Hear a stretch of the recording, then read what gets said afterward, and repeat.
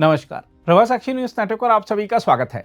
केंद्रीय ऊर्जा मंत्री मनोहर लाल खट्टर ने चिनाब बेसिन की जल विद्युत परियोजनाओं की समीक्षा की है और सावलकोट परियोजना से 800 मेगावाट बिजली उत्पादन को प्राथमिक लक्ष्य घोषित किया है। यह साफ संकेत है कि भारत अब अपने प्राकृतिक संसाधनों को लेकर किसी भी तरह की हिचक नहीं रखता। हम आपको बता दें कि अपने दौरे के दौरान केंद्रीय ऊर्जा मंत्री मनोहर लाल खट्टर ने राष्ट्रीय जल विद्युत निगम यानी एनएचपीसी द्वारा विकसित सावलकोट परियोजना से 800 मेगावाट बिजली सृजन को सुनिश्चित करने की दिशा में स्पष्ट निर्देश दिए हैं।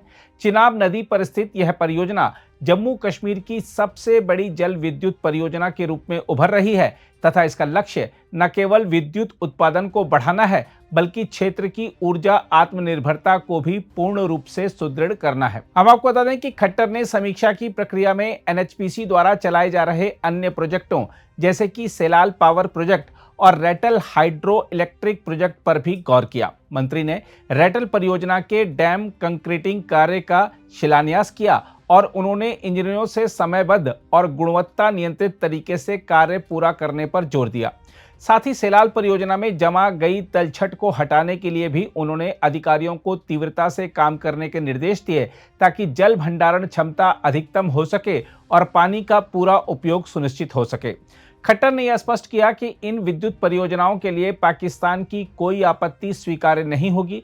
उन्होंने इंडस वाटर ट्रीटी जो कि 1960 में हुई थी उसको स्थगित रखे जाने का हवाला देते हुए कहा कि अब भारत पश्चिमी नदियों के पानी का उपयोग अपने लोगों, अपने उद्योगों और अपनी भू राजनीतिक मजबूती के लिए करेगा। उन्होंने यह भी कहा कि इन परियोजनाओं में किसी भी अवैध तत्व या ओवरग्राउंड वर्कर को शामिल नहीं होने दिया जाएगा और सभी गतिविधियां कानूनी शासन और राष्ट्रीय हित के अनुरूप होंगी। सारे पावर प्रोजेक्ट समय पर पूरा काम करें और जो कि कई साल से लगे हुए थे, बीच में कुछ योगदान नहीं आए थे, वो सारे योगदान हो चुके हैं।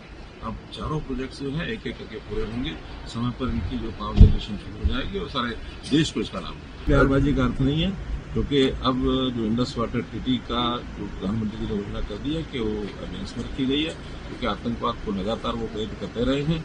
इस हिसाब से पाकिस्तान की किसी प्रकार की बात की परवाह नहीं। देखा जाए तो जम्मू और कश्मीर में बड़े जल विद्युत प्रोजेक्टों को आगे बढ़ाने का अर्थ है चीन और पाकिस्तान जैसी पड़ोसी शक्तियों के साथ भौगोलिक संतुलन बनाए रखना और अपनी जल संरचना को ऐसे मजबूत स्तंभ के रूप में स्थापित करना जिससे न केवल ऊर्जा सुरक्षा सुनिश्चित हो बल्कि संभावित राजनीतिक प्रतिकूलताओं का सामना करने की क्षमता भी बढ़े। देखा जाए तो सावलकोट, रेटल और सेलाल जैसे प्रोजेक्ट केवल बिजली उत्पादन मशीनें नहीं हैं, वे चिनाब नदी के जल भंडारण, नियंत्रण और उपयोग के अत्याधुनिक अवसंरचना केंद्र हैं। पिछले साल तक सिंधु जल संधि के अंतर्गत पश्चिमी नदियां पाकिस्तान के लिए आरक्षित थीं, परंतु वर्तमान नीतिगत बदलाव के साथ भारत ने यह स्पष्ट कर दिया है कि वह अब नदियों के पानी का उपयोग अपने राष्ट्रीय हित के लिए करेगा। इसके अलावा ऊर्जा उत्पन्न करने की यह क्षमता जम्मू और कश्मीर को देश के ऊर्जा नेटवर्क में एक अहम स्तंभ के रूप में स्थापित करेगी। 800 मेगावाट या उससे अधिक उत्पादन से न केवल स्थानीय आबादी को स्थिर बिजली मिलेगी बल्कि पूरे उत्तर भारत की ऊर्जा मांगों को भी भार मिलेगा। यह भारत की कुल ऊर्जा आत्मनिर्भरता को मजबूत करेगा तथा भविष्य में किसी भी संकट का सामना करने में भारत को तैयार रखेगा। देखा जाए तो दशकों तक भारत ने संयम दिखाया, दशकों तक समझौते निभाए, दशकों तक अंतर्राष्ट्रीय मंचों की भाषा बोली, पर उस संयम का फायदा पाकिस्तान ने उठाया। उसने आतंक को पाला, पानी पर अधिकार जताया और भारत की सीमाओं पर अस्थिरता को रणनीति बनाया। अब वही भारत कह रहा है कि आपत्ति स्वीकार नहीं होगी।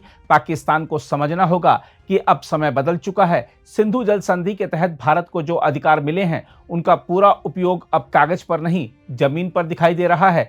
इस सबसे पाकिस्तान की हालत और पतली होनी तय है क्योंकि उसकी कृषि व्यवस्था, उसकी बिजली उत्पादन क्षमता और उसका सामाजिक संतुलन सब कुछ सिंधु प्रणाली पर टिका हुआ है। बहरहाल जब भारत चिनाब पर भंडारण बढ़ाता है, जब वह गाद हटाकर जलाशयों की क्षमता बढ़ाता है, जब वह रन ऑफ द रिवर की तकनीकी सीमाओं के भीतर रहकर भी अधिकतम नियंत्रण हासिल करता है तो उसमें पाकिस्तान के लिए सख्त संदेश होता है। साथ ही इस पूरी प्रक्रिया का एक और गहरा असर है जम्मू कश्मीर में बदलाव।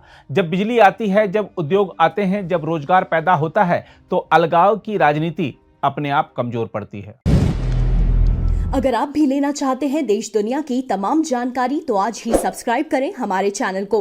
साथ ही नीचे दिए बेल आइकन को जरूर दबाएं ताकि हर अपडेट आप तक पहुंच सके।